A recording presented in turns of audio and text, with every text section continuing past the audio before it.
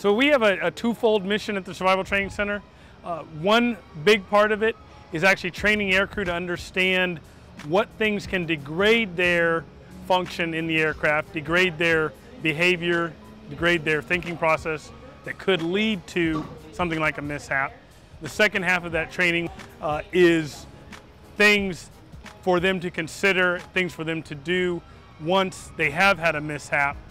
Generally, we concentrate on over water type scenarios, but we also handle over land as well. We really break the training down into two sides: physiology on the first day and water survival on the second day.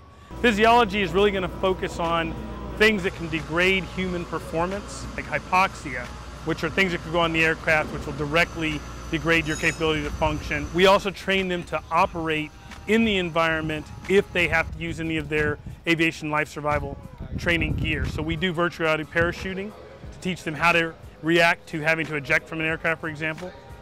The second day typically encompasses our water survival training. We're lucky at Astc Miramar, we have the only outdoor pool of all the ASTCs in the country. But this allows us to go ahead and provide that in-water training where they have to demonstrate the necessary skills for survival. All right, so the dunker basically it swoops out, comes along the pool. We put it in the water. We have the students go ahead, jump inside. We have already assigned them their seats that they're going to go ahead and sit in. Dunker comes down, hits the water, does a full 180-degree roll upside down.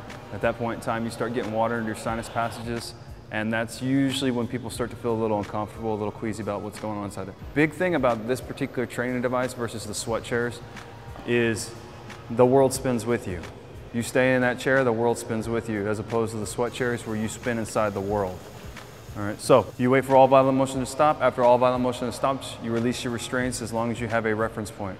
Take your reference point, you're going to hand over hand. Each time you hand over hand, you get to a new spot. That becomes your new reference point, and you're going to do that, and you're going to continue to do that until you clear the aircraft. All right, once you clear the aircraft, you come to the surface, and then you'll inflate your preserver. And so taken together, we really try to force them to learn how to perform in a no-kidding crash type scenario, and then what to do after that to get themselves rescued.